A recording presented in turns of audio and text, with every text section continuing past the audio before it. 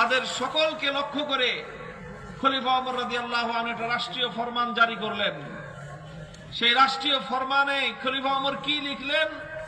বুখারী শরীফের হাদিসের মধ্যে তার ভাষ্য বর্ণিত হয়েছে। তিনি বললেন, ইন্না আহাম্মা উমুরিকুম ইনদি আস-সালাহ ফামান হাফিজাহা ফাহুয়া লিমা সিওয়াহা আহফাজ ওয়া মান দাইয়াহা ফাহুয়া লিমা সিওয়াহা আদিয়াউ।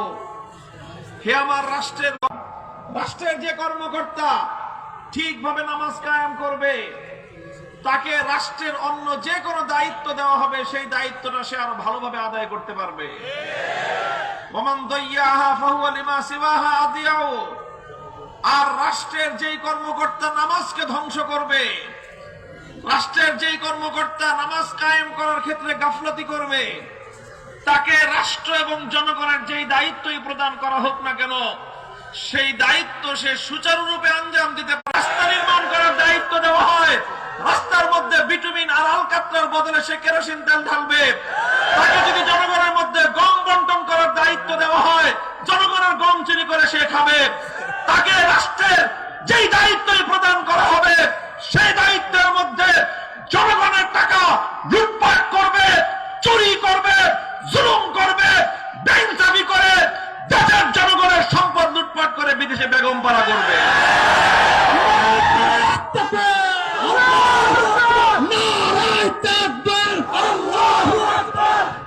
মুহতারাম হাজিরিন, এই জন্যই রাসূল আকরাম সাল্লাল্লাহু আলাইহি ওয়াসাল্লাম, এই জন্যই খলিফাতুল মুসলিমিন হযরত ওমর ফারুক রাদিয়াল্লাহু আনহুর নীতি ছিল, তিনি রাষ্ট্রের গুরুত্বপূর্ণ দায়িত্ব নিয়োগ করার আগে খেয়াল করতেন যে ওই লোকটা নামাজের ব্যাপারে কতটুকু যত্নশীল। ওনার নীতি ছিল যে নামাজের প্রতি যত্নশীল, রাষ্ট্রীয় দায়িত্ব পালন করার ক্ষেত্রে সে যত্নশীল হবে। যে নামাজের প্রতি যত্নশীল নয়, তার দ্বারা মুসলিম রাষ্ট্রের কোনোদিন কল্যাণ হতে পারে না। কারণ নামাজের দ্বারা যেই জিনিস হয়, আল্লাহর কোরআন বলেছে, ইন্নাস সালাতা তানহা আনিল ফাহশাই ওয়াল মুনকার। নামাজের দ্বারা, নামাজ মানুষকে অন্যায় এবং অশ্লীল কাজ থেকে বিরত রাখে। নামাজ মানুষকে পাপাচার থেকে বিরত রাখে। নামাজ মানুষকে দুর্নীতি থেকে বাঁচায় রাখে। নামাজ মানুষকে লুটপাট থেকে বিরত রাখে। নামাজ মানুষকে যাবতীয় অন্যায় পাপ কর্ম থেকে নামাজ মানুষকে বিরত রাখে। এই জন্য আল্লাহ পাক রব্বুল আলামিন দেশের উন্নয়নের জন্য, জাতির উন্নয়নের জন্য রাষ্ট্রকে বলেছেন, সরকারকে বলেছেন, তোমরা যদি আল্লাহর উপর বিশ্বাসী সরকার হয়ে থাকো, তাহলে মুসলিম জনগণের মধ্যে নামাজ ব্যবস্থা কায়েম করো। নামাজ ব্যবস্থার মাধ্যমে যেটা হবে সেটা হলো দেশের মানুষের মধ্যে নীতির, নৈতিকতার উন্নয়ন ঘটবে। সরকারি আমলা কর্মকর্তাদের মধ্য থেকে দুর্নীতি দূর হবে, তাদের মধ্যে সততা প্রতিষ্ঠিত হবে। কোন দেশ এবং জাতি ততক্ষণ পর্যন্ত উন্নত হতে পারে না যতক্ষণ পর্যন্ত সেই জাতির সরকারি কর্মকর্তা কর্মচারীদের মধ্যে দুর্নীতি বন্ধ না হয়। আজ এ কথা বলতে আমাদের কোনো দ্বিধা নাই। বাংলাদেশের আজকে যে অবস্থা, এদেশের মানুষ অনেক পরিশ্রমী মানুষ, বাংলাদেশের মানুষ অনেক মেহনতি, কঠোর অধ্যবসায় তারা করে, পরিশ্রম তারা করে। যেই সেক্টরে যাবেন সেই সেক্টরে গিয়ে দেখবেন, যারা কৃষি কাজ করে দেখবেন ভোরবেলা 4টায় ঘুম থেকে উঠে ফসলের মাঠে যায়, সন্ধ্যা 4টা বিকাল 6টা পর্যন্ত তারা কাজ করে, অক্লান্ত পরিশ্রম করে ফসলের মাঠে সোনার ফসল ফলায়। যদি আপনি শ্রমিকদেরকে দেখেন, শ্রমিকরা 8 ঘন্টা 10 ঘন্টা 12 ঘন্টা মাথার ঘাম পায়ে ফেলে তারা কাজ করে। আপনি যদি দিনমজুরদেরকে দেখেন, দিনমজুর, রিক্সাওয়ালা, শ্রমিক, ওই ভ্যান গাড়ি চালক, কুলি, মুটে মজদুর, প্রত্যেকটা মানুষ পরিশ্রম করে তারা পয়সা উপার্জন করে। তাদের এই সকল উপার্জন হালালের উপর হালাল, শতভাগের উপর শতভাগ হালাল, এইভাবে তারা ন্যায় নীতির সাথে অর্থ উপার্জন করে। যারা আমাদের প্রবাসী রেমিটেন্স যোদ্ধা ভাইয়েরা বোনেরা আছেন বিদেশে, তারা শুধু মাথার ঘাম পায়ে ফেলে না, তারা রক্ত পানি করে অর্থ উপার্জন করে। বিদেশে যায় এক একটা যুবক ছেলে, এক একটা তরুণ কর্মবীর, তারা 8 ঘন্টার জায়গায় কখনো 10 ঘন্টা, 12 ঘন্টা, 14 ঘন্টা, এমনকি 16 ঘন্টা পর্যন্ত পরিশ্রম করে। চিন্তা করে আসছি বিদেশে, আমার বাপ মা ভাই বোন সবাই দেশে আছে, আমি যদি এখানে একটু কষ্ট করে টাকা পাঠাই আমার পরিবার ভালো থাকবে। পরিবারকে একটু ভালো রাখার জন্য এক একটা যুবক সৌদি আরব থেকে কুয়েত পর্যন্ত, কাতার থেকে নিয়ে বাহরাইন পর্যন্ত, ইউরোপ আমেরিকার দেশে দেশে আমার রেমিটেন্স যোদ্ধা এই সকল যুবকেরা কিভাবে তারা মেহনত করে, যারা বিদেশে না গিয়েছেন কোনোদিন চিন্তা এবং কল্পনা করতে পারবেন না। এইভাবে পরিশ্রম করে করে যেই টাকা উপার্জন করে, নিজে ভোগ বিলাসিতা করে না, নিজে আরামায়েশ করে না, নিজের রক্ত পানি করা পয়সা দেশের মানুষের জন্য পাঠায়, পরিবারের জন্য পাঠায়, দেশের উন্নয়নের জন্য টাকা পাঠায়। আর এই সব টাকাগুলো থেকে সরকারি কোষাগারে এই গরিব মানুষের টাকা থেকে ভ্যাট এবং ট্যাক্সের টাকা জমা হয় সরকারের কোষাগারে। আপনাদের অনেকের ধারণা যে সরকার চালায় বড় লোকরা, এই ধারণা আছে কারো? এটা সম্পূর্ণ ভুল ধারণা। বড় লোকরা সরকার চালায় না, শিল্পপতিরা সরকারকে ট্যাক্স দেয় না। খবর নিয়ে দেখবেন, আমি জানি, আমি অর্থনীতির ছাত্র, আমি জানি শিল্পপতিরা সিস্টেম জানে কতভাবে সরকারের ট্যাক্স ফাঁকি দিতে হয়। যারা এই বিশাল বিশাল দেখেন শিল্পপতি, শত শত হাজার হাজার কোটি টাকার মালিক, 3টা 4টা BMW প্রাডো গাড়ি হাঁকায়, 10টা 15টা বাড়ি আছে যাদের, এই সকল বিপুল পরিমাণ সম্পদের যাদেরকে মালিক দেখা যায়, এদের হিসাব টানলে দেখা যাবে এদের অধিকাংশই দেউলিয়া, কোনো টাকা নাই। এদের কাছে 5,000 কোটি টাকা আছে, ব্যাংকে লোন আছে 7,000 কোটি টাকা, সব ঋণগ্রস্ত। এরা সরকারকে লোন দেয়, ট্যাক্স দেয় না, বলে যে আমার তো লোন আছে, আমার তো ঋণ আছে, আমি তো এমনি নিজে ফকির, আমি কি তোমার ট্যাক্স দেব? বড় লোকরা ট্যাক্স দেয় না, বড় লোকরা খালি ফাঁকি দেয়, ট্যাক্স দেয় গরিবরা। বলবেন গরিবরা হুজুর ট্যাক্স দিল কই, আমরা তো ট্যাক্স দেই না। আপনি জানেন না, কিন্তু সরকার সিস্টেমে আপনার ট্যাক্স কেটে নেয়। ভ্যাট, ভ্যাট নাম শুনছেন? ভ্যাট, এই ভ্যাটের নামে সরকারি কোষাগারে ট্যাক্স চলে যায়। বাংলাদেশের সাধারণ নিয়ম হলো, এই যে আপনারা যারা শ্রমিক আছেন, সারাদিন মেহনত করেন, রিক্সাওয়ালারা সারাদিন রিক্সা চালায়, গরিব মানুষ সারাদিন মাটি কাটে, সন্ধ্যাবেলায় 500 টাকা, 1000 টাকা, 800 টাকা তারা মাইনে পায়। এটা নিয়ে বাজারে যায়, বাজারে গিয়ে 100 টাকার চাল ডাল, 200 টাকার তেল নুন পানি চিনি কিনলেন, 100 টাকার মাল কিনলেন, 100 টাকার পণ্য আপনি পাবেন না, আপনি মাল পাবেন 85 টাকার, আর 15 টাকা ভ্যাট। আপনার গরিব মানুষ ডাল কিনেছেন 100 টাকার, আপনার দাম লেখা আছে 100 টাকা, ওখানে দাম লেখা আছে 15% ভ্যাট। তার মানে আসলে আপনাকে দোকানদার ডাল দিতেছে 85 টাকার, বাকি 15 টাকা ভ্যাট কেটে নেওয়া হচ্ছে। এইভাবে গরিব মানুষ, মেহনতি মানুষ, কোটি কোটি মেহনতি মানুষের ওই ভ্যাটের টাকা দিয়ে সরকারের ঘাম পায়ে ফেলে খেতে সোনার ফসল ফলায়, কৃষকরা সেই ফসলের মূল্য পায় না। শ্রমিকরা মাথার ঘাম ঝরায়, তারা পরিশ্রম করে, প্রোডাকশন করে, সেই প্রোডাকশনের পরে শ্রমিক তার ন্যায্য মূল্য, তার ন্যায্য ভাতা সে পায় না, ন্যায্য পারিশ্রমিক সে পায় না। শিল্পপতিরা 90 ভাগ মুনাফা খায়, 10 ভাগের টাকা দিয়ে শ্রমিকদেরকে তাদের জমা হয়। এরপরে সেই কোষাগারের টাকা দিয়ে কি হয়?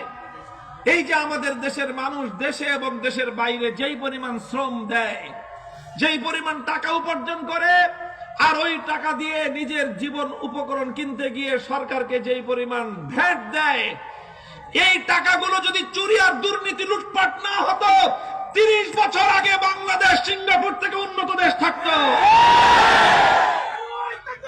সিঙ্গাপুরের স্থানীয় মানুষ আমার বাংলাদেশের মানুষের মতো এত কষ্ট করে উপার্জন করে না, তাদের ব্যক্তিগত উপার্জন এত নাই। বাংলাদেশের মানুষ যেই পরিমাণ উপার্জন করে, আমার দেশের উন্নয়ন হয় না। কারণ একটাই, কারণ আমরা সকলে হাজার হাজার লক্ষ লক্ষ মানুষ ওই যে শতকরা 15 টাকা দিয়ে সরকারের কোষাগার ভরি, আমরা এদিক দিয়ে দেই, আমরা থলের মধ্যে ঢালতে থাকি। সোনার দল ওই থলের নিচে দিয়ে ফুটা করে রাখছে, সব টাকা পয়সা ওই ফুটা দিয়ে বেগম পাড়ায় চলে যায়। এই জন্য আল্লাহর কোরআন বলেছে, আল্লাহ বলেছেন সরকার প্রতিষ্ঠা করলে সর্বপ্রথম দুর্নীতির দুয়ার বন্ধ করো। দুর্নীতির দুয়ার যতদিন বন্ধ না করবা ততদিন পর্যন্ত জাতি এবং রাষ্ট্রের উন্নতি হতে পারে না। ইন্নাস সালাতা তানহা আনিল ফাহশাই ওয়াল মুনকার। মুহতারাম হাজিরিন, এই জন্য আমি বললাম আল্লাহ বলেছেন ইমানদারদেরকে ক্ষমতা দিলে তাদের সর্বপ্রথম কাজ হবে নামাজ কায়েম করা। তাদের 2 নম্বর কাজ হবে যাকাত বাস্তবায়ন করা। যাকাত বাস্তবায়ন করার অর্থ কি? যাকাত বাস্তবায়ন করার অর্থ হলো যাকাত ভিত্তিক অর্থনীতি সমাজের মধ্যে, যাকাত ভিত্তিক অর্থ ব্যবস্থা সমাজে বাস্তবায়ন করা। যাকাত ভিত্তিক অর্থ ব্যবস্থার অর্থ কি? আমি আল্লাহর কোরআন থেকে নবীর হাদিস থেকে 2টো শব্দ বলবো। ইসলাম যে অর্থ ব্যবস্থা বাস্তবায়ন করতে বলেছে সেই অর্থ ব্যবস্থার মূল কথাই হলো কাইলা ইয়াকুনা দুলাতাম বাইনাল আগনিয়াই মিনকুম। দেশের মধ্যে এমন একটা অর্থ ব্যবস্থা, এমন একটা অর্থনৈতিক সিস্টেম কায়েম করতে হবে সম্পদের মালিক যেন শুধুমাত্র বড় লোকরা না হয়। এই যে জুলাই বিপ্লব করেছেন আপনারা, কথা বলেন ঠিক কিনা? জুলাই বিপ্লবের মধ্যে শ্রমিকদের অবদানের কথা অনেকেই বলে না। আমরা জানি শ্রমিকদের অবদানটা কি ছিল। জুলাই বিপ্লব শুরু করেছে ছাত্ররা, জুলাই বিপ্লব শুরু করেছে ছাত্র জনতা।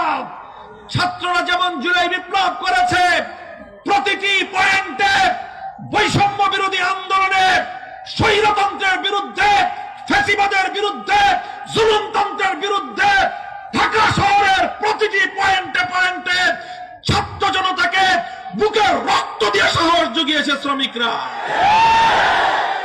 আপনি হিসাব করে দেখেন কতজন শ্রমিকের রক্ত গিয়েছে জুলাই বিপ্লবে। এই শ্রমিকরা রক্ত দিয়ে, জীবন দিয়ে বিপ্লব আনে। প্রতিটি পরিবর্তনের সময়, প্রতিটি বিপ্লবে সবচেয়ে বেশি রক্ত দেয় শ্রমিক জনতা। ইতিহাস তার সাক্ষী। কিন্তু এই যে যেটা বলতেছিলাম যে সমাজের মধ্যে বৈষম্য, বৈষম্যটা কি? সমাজে অর্থ ব্যবস্থা অল্প কিছু মানুষ ভোগ করে, টাকা পয়সা অল্প কিছু মানুষের কাছে কুক্ষিগত হয়ে থাকে, দেশের সম্পদ অল্প কিছু মানুষ ভোগ করে, বিলাসিতা করে, আর সাধারণ মানুষ ব্যাপকভাবে তাদের অবস্থা হয় নুন আনতে পান্তা ফুরায়। তাদের অবস্থা হয় হাড় ভাঙ্গা খাটুনি খেটে রাত দিন 24 ঘন্টা পরিশ্রম করার পরেও স্ত্রীকে খুশি করার মতো একটু বাজার সদাই করা তাদের জন্য কঠিন হয়ে যায়। সন্তান অসুস্থ হলে কলিজার টুকরা সন্তানকে একটু সুচিকিৎসা দিবে একজন গরিব শ্রমিক বাবার পক্ষে সেটা অনেক সময় সম্ভব হয়ে ওঠে না। গরিব শ্রমিক বাবার ঘরে যেই মা আছে, দুঃখিনী মা, অসুস্থ মা, সেই মা ধুকে ধুকে মৃত্যুর কোলে ঢলে পড়ছে। শ্রমিক সন্তানের পক্ষে চোখের অশ্রু ছাড়া কিছুই দেওয়া সম্ভব হয় না, কারণ মায়ের চিকিৎসার জন্য তার যেই প্রয়োজন সেই প্রয়োজন মিটানোর মতো অর্থনৈতিক সঙ্গতি তার নাই। আর এই রাষ্ট্র শুধু বড়লোকদের নিরাপত্তা দেয়, এই রাষ্ট্র বড়লোকদের সমস্ত সার্ভিস দেয়, এই রাষ্ট্র শিল্পপতিদের নিরাপত্তা দেয়, এই রাষ্ট্র আমার শ্রমিক মেহনতি জনতার মৃত্যুমুখী মায়ের চিকিৎসা সেবা দিতে পারে না।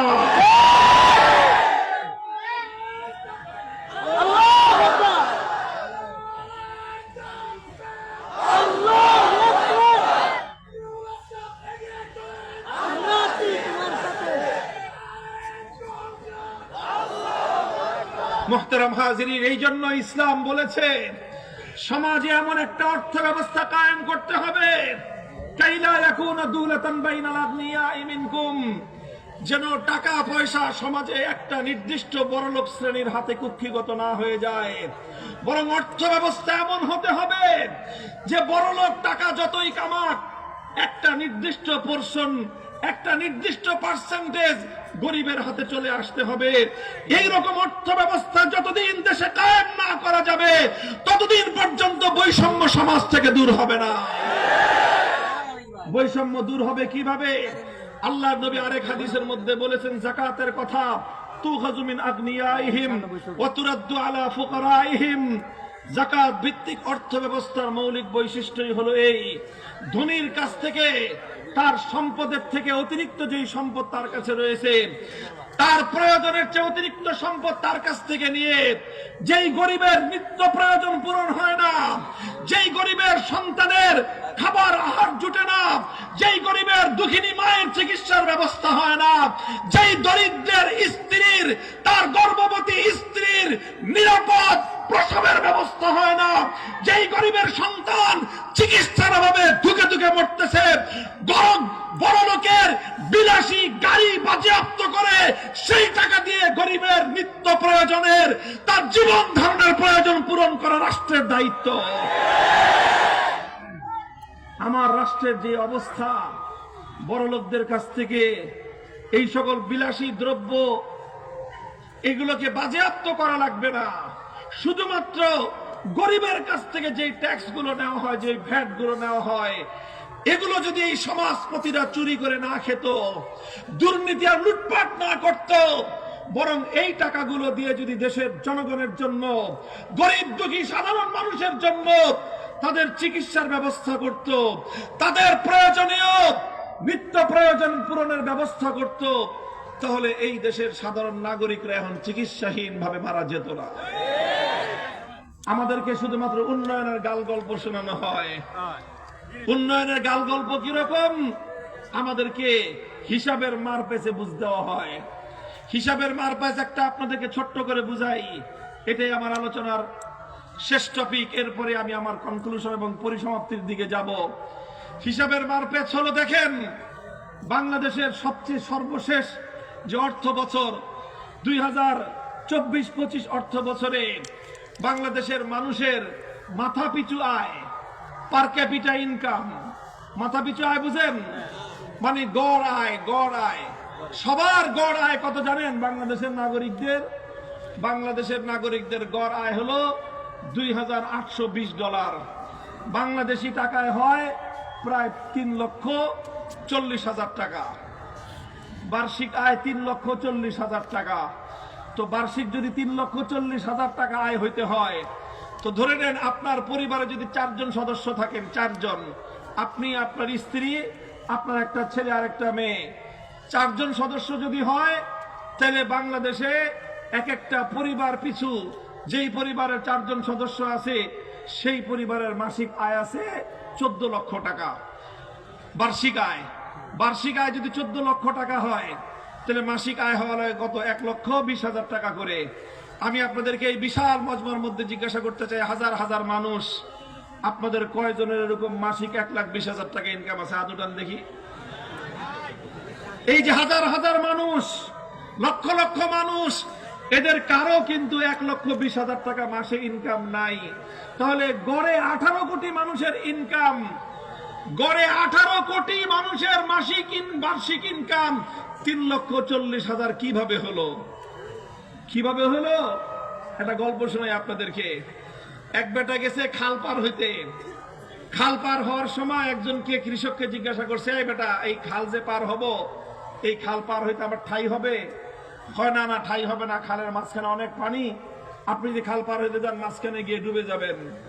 হয় বেটা, তুই বুঝবি না, তুই হিসাব জানোস না, আমি হিসাব জানি, আমি তোকে জিজ্ঞাসা করি, তুই আমাকে বল, কয় খালের ওই পারে কয় হাত পানি আছে? কয় খালের ওই পারে পানি আছে 1 হাত। কয় খালের এই পানে পানি আছে কয় হাত? কয় এই পারেও পানি আছে 1 হাত। খালের মাঝখানে পানি আছে কয় হাত? কয় খালের মাঝখানে পানি আছে 5 হাত। তো বলেন 5 হাত পানিতে ঠাই হয়? 5 হাত পানিতে তো ঠাই হয় না, কিন্তু হিসাবে দেখি আমরা,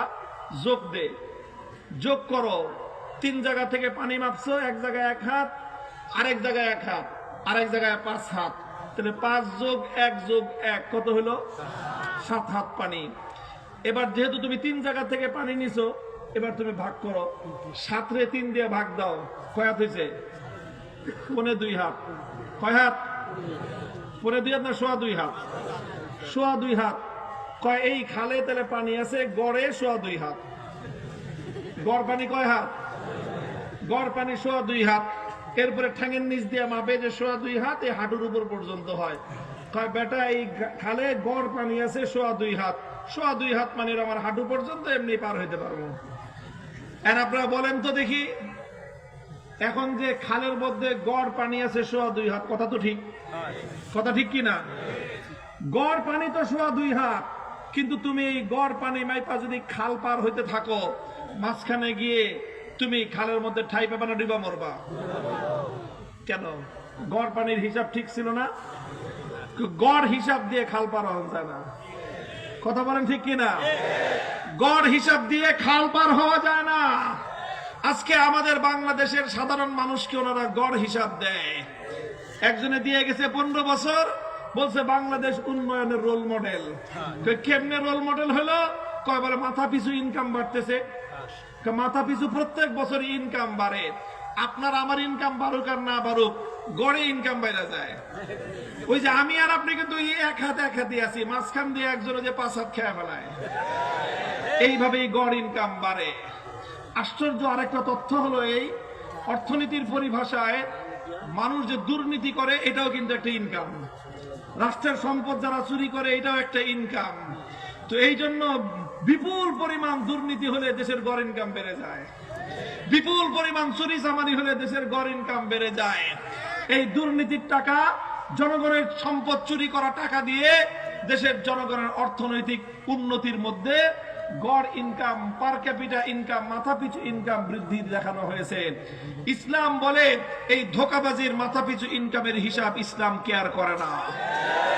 ইসলাম তখনই একটা দেশের অর্থনৈতিক উন্নতিকে উন্নতি বলে যদি সেই দেশের ধনীদের সম্পদ দিয়ে গরিবদের প্রয়োজন যেদিন পূরণ হবে, যেদিন একটা দেশের মধ্যে ধনী আর গরিবের মধ্যে বৈষম্য কমে আসবে, যেই দেশের অর্থনীতির মধ্যে ধনী আর দরিদ্রের মধ্যে সম্পদের বৈষম্য কমবে, সেদিনই হলো প্রকৃত অর্থে দেশের অর্থনৈতিক উন্নতি হলো।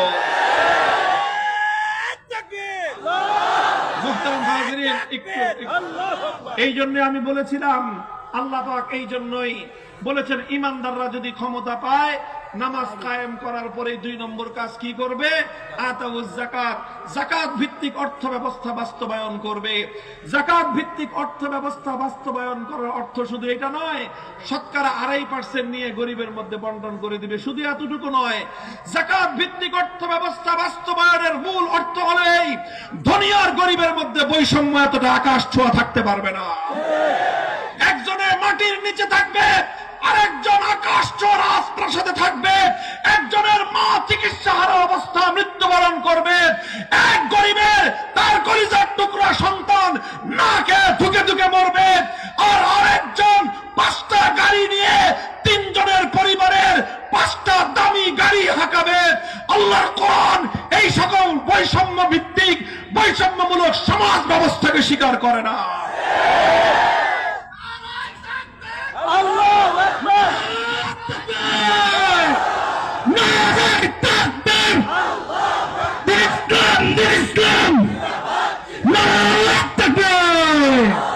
ভাই, আমার আর কোনো কথা নাই, এই কথাটুকু আপনাদেরকে বললাম সংক্ষেপে বোঝানোর জন্য। আমরা চাই, আমরা এই দেশ, এই বাংলাদেশ একদিনে গড়ে ওঠে নাই। এই বাংলাদেশ গড়ার পিছনে বহু লম্বা ইতিহাস। সেই ইতিহাস বলার সময় আমার নাই। সেই ইতিহাস হলো, এই বাংলাদেশটা গড়া হয়েছিল জুলুম এবং শোষণ থেকে মুক্তির জন্য। এই বাংলাদেশকে তৈরি করা হয়েছিল মুসলিম জাতিসত্তার বিকাশ সাধন করার জন্য। এই বাংলাদেশ তৈরি করা হয়েছিল কলকাতার দাদাবাবুদের আধিপত্য থেকে মুক্ত হওয়ার জন্য। এই বাংলাদেশ স্বাধীন করা হয়েছিল দিল্লির গোলামী জিঞ্জির ছিন্ন করার জন্য। এই বাংলাদেশ জন্ম দেওয়া হয়েছিল সকল প্রকার জুলুম আর বৈষম্যের বিরুদ্ধে যুদ্ধ করার জন্য।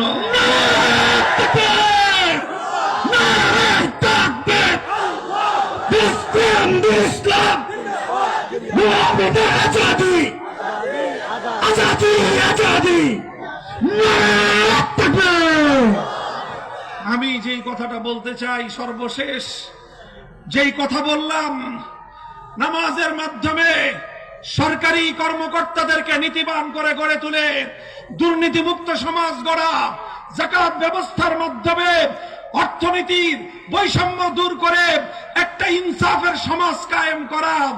আমাদের বিপ্লবী শরীফ ওসমান হাদির জীবনের শেষ মুহূর্তের একটাই কথা ছিল, জুলুমের বিরুদ্ধে ইনসাফ প্রতিষ্ঠার লড়াই।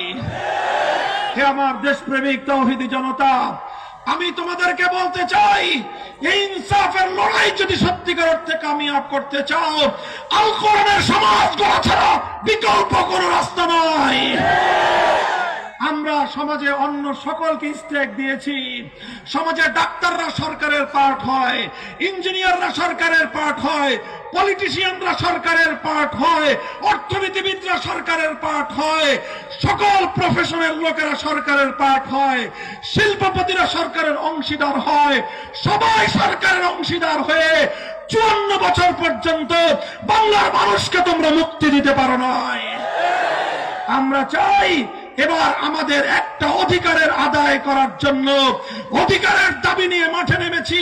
সেটা হলো অন্য সবাই থাকবে, কিন্তু আগামীর বাংলাদেশের রূপকল্প তৈরি করতে হলে বাংলাদেশের সরকার ব্যবস্থাপনায় সত্যিকার কোরআন হাদিসের গভীর এলেম সম্পন্ন আলেম ওলামাদের অংশীদারিত্ব চাই।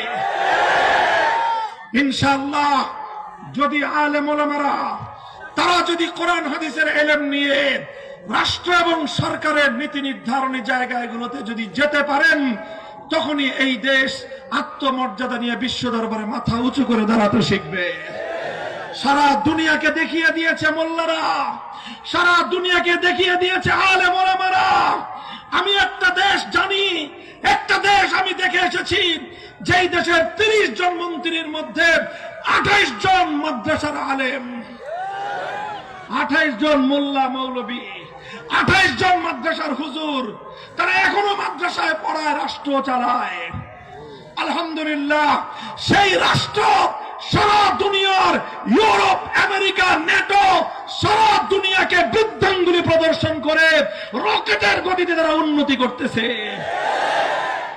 তোমরা যারা মনে করো হুজুররা পারে না, তোমরা বোকার স্বর্গে বসবাস করতেছ। তোমরা দেশের মানুষকে ধোঁকাবাজি করার জন্য, দেশের মানুষের সম্পদ লুটপাট করার জন্য 2 দল মিলে খাতির করছো, 5 বছর আমরা খাবো, 5 বছর তোরা খাবি। যখনই তোমাদের মধ্যে ভাগ বাটোয়ারার সমস্যা তৈরি হয়, একদল আরেক দলের সঙ্গে মারামারি করো, পরে আবার গলাগলি জড়ে ধরে করে বলো সরি, আবার আগামী বছর থেকে 10 বছর তুই, 10 বছর আমি। এই ভাওতাবাজির বন্দোবস্ত আর বাংলার মাটিতে আমরা চলতে দেব না ইনশাআল্লাহ। এদেশের আলেম সমাজকে তোমাদের রাষ্ট্রনীতি নির্ধারণের, আগামীর বাংলাদেশের পলিসি মেকিং এর ক্ষেত্রে আলেম সমাজকে স্টেক প্রদান করতে হবে। আমরা রাজনীতিতে এসেছি নিজেদের ধান্দা উদ্ধার করার জন্য নয়। আমরা রাজনীতি করি, আমরা সংসদ নির্বাচনে প্রতিদ্বন্দ্বিতা করছি নিজের অথবা দলীয় স্বার্থ উদ্ধার করার জন্য নয়। এই দেশকে, এই জাতিকে 78 বছরের বৈষম্যের জাতাকল থেকে মুক্ত করার জন্য। 24 বছর পাকিস্তান, 54 বছর বাংলাদেশ, 58 বছর ধরে দেশের মানুষের সঙ্গে বারবার ধোঁকাবাজি করা হয়েছে, প্রতারণা করা হয়েছে, বিশ্বাসঘাতকতা হয়েছে, আর গাদ্দারি করা হয়েছে। তাই আজ আমি বলতে চাই, হে আমার মেহনতি মানুষ, কৃষক, শ্রমিক, মজদুর, তরুণ, যুব প্রজন্ম, তোমরা একটাবার প্রস্তুত হও। আমরা সব রকমের বাংলাদেশ দেখে শেষ করেছি। এক নেতা আমাদেরকে সোনার বাংলাদেশ দেখিয়েছেন, আরেক নেতা আমাদেরকে নতুন বাংলাদেশ দেখিয়েছেন, আরেকজন এসে সবুজ বাংলাদেশ দেখিয়েছেন, শেষ পর্যন্ত নেত্রী এসে আমাদেরকে ডিজিটাল বাংলাদেশের ভেলকিও দেখায় শেষ। আমরা সোনার বাংলাদেশ দেখেছি, নতুন বাংলাদেশ দেখেছি, সবুজ বাংলাদেশ দেখেছি, ডিজিটাল বাংলাদেশ দেখেছি। আগামীতে আমরা বাংলাদেশ দেখতে চাই আল কোরআনের বাংলাদেশ, ইসলামের বাংলাদেশ। নারায়ে তাকবীর, আল্লাহু আকবার, আল কোরআনের আলো, সংসদে চালো, নারায়ে তাকবীর। ইনশাআল্লাহ আমরা সেই লক্ষ্যে কাজ করে যাচ্ছি, আমরা কাজ করে যাচ্ছি। আমরা এতদিন পর্যন্ত আমাদের ঘর গুছিয়েছি, বাংলাদেশের প্রতিটি অঞ্চলে মাদ্রাসা প্রতিষ্ঠা করেছি, এই জাতির সন্তানদেরকে সঠিক ঈমান আমল শিক্ষা দেওয়ার জন্য। এরপরে আমরা স্কুলে যে সকল ছেলে মেয়েরা যায় সেই সকল স্কুলের ছেলে মেয়েদেরকেও 1 ঘন্টার জন্য বিভিন্ন স্কুলগামী বাচ্চাদের জন্য আফটার স্কুল মাকতাব নামে বিভিন্ন নামে আলেমরা সমস্ত স্কুলের বাচ্চাদেরকেও 1 ঘন্টা সময় নিয়ে তাদেরকে কোরআনের শিক্ষা দেওয়ার ব্যবস্থা করেছি। আমাদের ফান্ডামেন্টাল মৌলিক কাজ শেষ, এবার আমরা রাষ্ট্রের হিস্সা চাই। আগামীতে আমরা রাজনীতিতে আসতে চাই, বাংলাদেশের রাজনীতি নিয়ন্ত্রণ করতে চাই। হে আমার তাওহীদি জনতা, তোমরা আমাদেরকে সহযোগিতা করবে তো? ইনশাআল্লাহ তিতুমিরের বাংলাদেশ থেকে, শরীয়তুল্লাহর বাংলাদেশ থেকে বেইনসাফি, জুলুম, বৈষম্য ঝাঁটাপেটা করে বিদায় করা হবে। শরীফ ওসমান হাদিরা যে ইনসাফের জন্য রক্ত দিয়েছে, জীবন দিয়েছে, যদি আল কোরআনের ইনসাফ কায়েম করার জন্য শরীফ ওসমান হাদির মতো বুলেটের মুখে বুক পেতে দিতে হয়, মাথাকে বিদ্ধ করতে হয়, আল্লাহর কোরআন কায়েম করার জন্য, ইসলামের বিপ্লবের জন্য শাহাদাতের রক্ত দিতে কারা কারা প্রস্তুত থাকবো? হাত তুলে শপথ করো।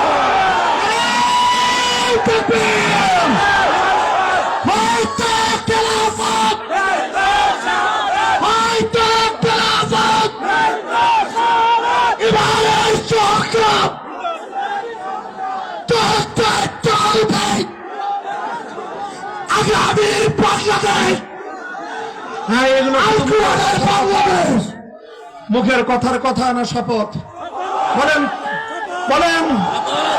অঙ্গীকার অঙ্গীকার, ইসলামী সমাজ কায়েম করার অঙ্গীকার, ইসলামী রাষ্ট্র প্রতিষ্ঠার অঙ্গীকার, আল কোরআনের সমাজ কায়েমের অঙ্গীকার। এই অঙ্গীকার কার সাথে? বলেন কার সাথে? আল্লাহ পাক রব্বুল আলামিন আমাদেরকে অঙ্গীকার শপথ পূরণের তৌফিক দান করেন। آخر دعوانا الحمد لله رب العالمين سبحان الله وبحمده سبحان الله العظيم اللهم صل على محمد وعلى آل محمد كما صليت على إبراهيم وعلى آل إبراهيم إنك حميد مجيد يا حي يا قيوم برحمتك نستغيث أصلح لنا شأننا كله ولا تكلنا إلى أنفسنا طرفة عين اللهم إنا نسألك فعل الخيرات وترك المنكرات وحب المساكين وأن تغفر لنا وترحمنا أجمعين إله العالمين رب العالمين اسكن محفوظ अपनी कबूल फरमान। হাজার হাজার মানুষ, আয় আল্লাহ কোরআন প্রেমিক মানুষ, আয় আল্লাহ নবী প্রেমিক মানুষ, কৃষক শ্রমিক মেহনতি মানুষ, ছাত্র জনতা, তরুণ যুবক, আয় আল্লাহ এই মজমাকে আপনি কবুল ফরমান। এই যুবকদেরকে আল্লাহ আপনার দ্বীনের সৈনিক হিসেবে আপনি কবুল করে নিন। আয় আল্লাহ আমাদের এই প্রাণপ্রিয় মাতৃভূমি, আমাদের এই জন্মভূমি, আয় আল্লাহ এই দেশের প্রতি ইঞ্চি মাটিকে আপনি ইসলামের ঘাঁটি হিসেবে কবুল ফরমান। ইলাহুল আলামিন রব্বুল আলামিন আমাদের দোয়াকে আপনি কবুল করুন। ইমাম ওলামা পরিষদকে আপনি কবুল ফরমান। আল্লাহ যারা মাহফিল কামিয়াব করার জন্য সহযোগিতা করেছেন, আল্লাহ তাদের সকলকে আপনি উত্তম বিনিময় দান করুন। রব্বানা তাকাব্বাল মিন্না ইন্নাকা আনতাস সামিউল আলিম ওয়া তুব আলাইনা ইন্নাকা আনতাত তাওয়াবুর রহিম। সুবহান রাব্বিকা রাব্বিল ইজ্জাতি আম্মা ইয়াসিফুন ওয়া সালামুন আলাল মুরসালিন ওয়ালহামদুলিল্লাহি রাব্বিল আলামিন।